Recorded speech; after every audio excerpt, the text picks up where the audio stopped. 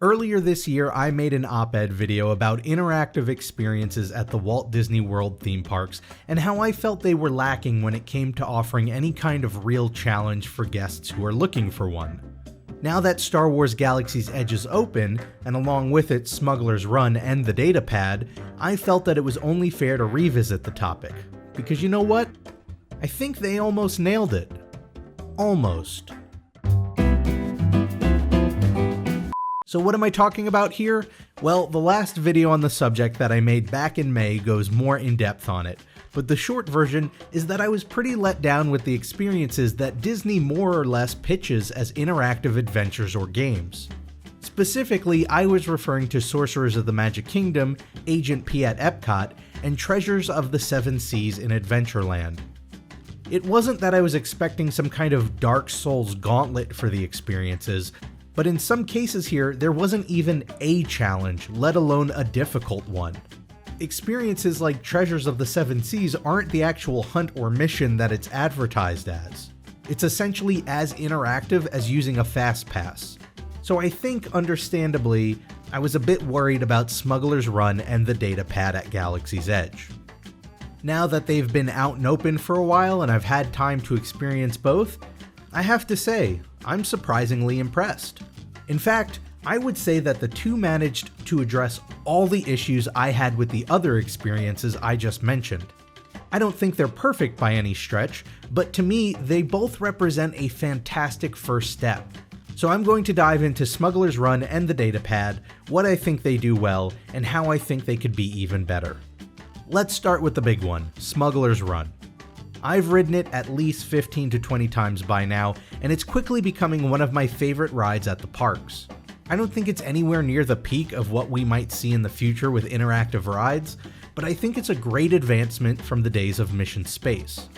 The ride puts you into one of three roles on the Millennium Falcon, and technically speaking, how you perform that role does impact not only the experience of the ride, but the final outcome.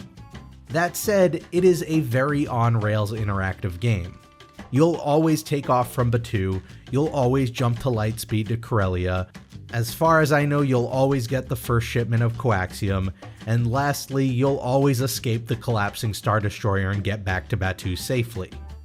In those very broad strokes, everyone's experience is going to be the same, so the change in outcome isn't one within the narrative itself. However, what Smuggler's Run offers is the minutiae of how well or poorly you pull off the mission. Are you going to fly smoothly and bring back the Falcon in one piece, or crash into everything and bring back a sparking wreck? Are you going to get a second shipment of coaxium? Or maybe even a mythical third shipment? How many TIE fighters are you going to take out in the process? That's the kind of agency you have as a guest, and it all results in a personal ranking and score that carries over to your Datapad. Now, some will say that's not enough to matter, and considering these experiences are subjective, they wouldn't be wrong. I personally disagree. I'm very much a believer that it's the journey more than the destination that matters, and having ridden it a bunch, I do feel a difference between a crew that knows what they're doing and one that doesn't. So while we end up in the same place at the end no matter what, the journey to get there changes. And this is where I think Smuggler's Run takes a good step forward. There is a challenge there for a guest looking for it. If you're an engineer, it's that attempt at staying as close to 100% as possible. If you're a gunner, you can not only try to top your kill count, but there's also an optional manual gunner mode that adds a little complexity to aiming and firing.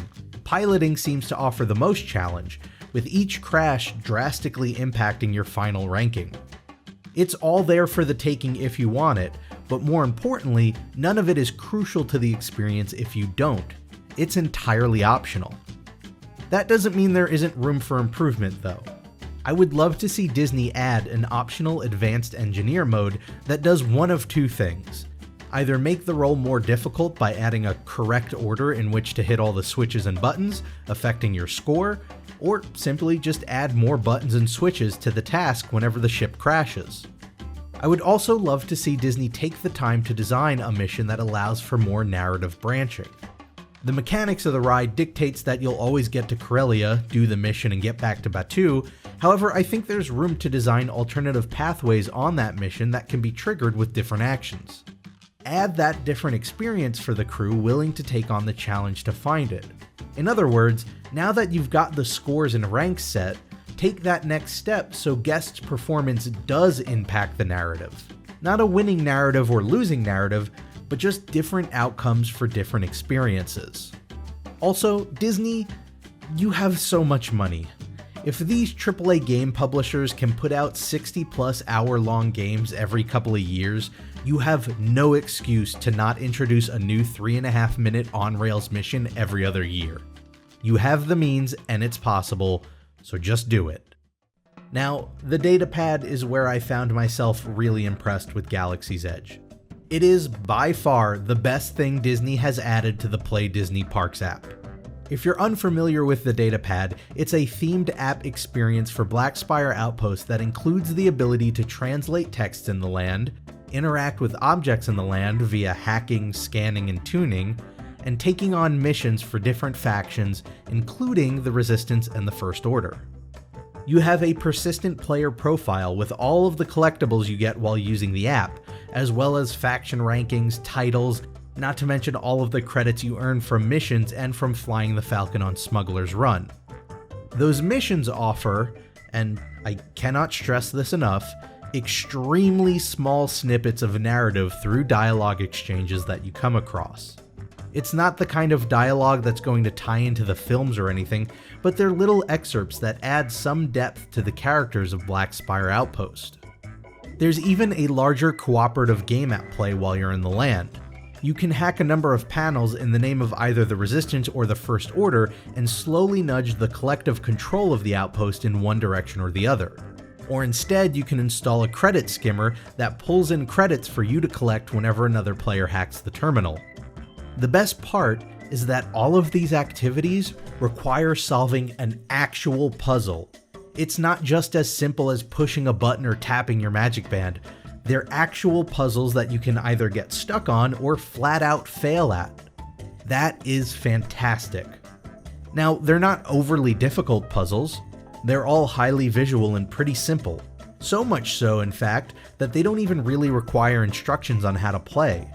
It overcomes a legitimate concern that some viewers raised in my last video, which is that too complex of an experience can ruin the fun for guests who don't speak English. In this instance, the puzzles are universal. They even seem to get slightly more difficult the more you play. I noticed that after a number of hours with the Datapad, the shapes puzzles grew a little larger. And the hacking puzzle introduced a new element in which if you weren't fast enough, some of the wires would reset.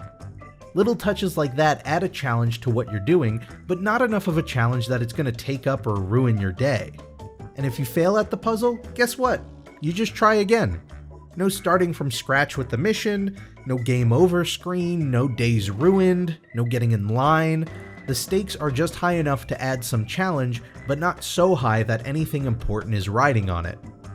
As a Star Wars fan and a fan of the land, I can honestly say that I've put hours into the Datapad while there, and it really has helped in adding some immersion to Batuu. But of course, again, there's always room for improvement. For one, the hacking of objects in the land could be a lot better.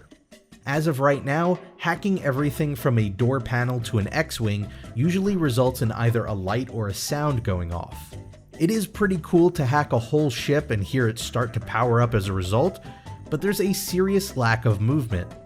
I obviously don't expect the ships to take off or anything, but giving the objects some kind of locomotion would be great.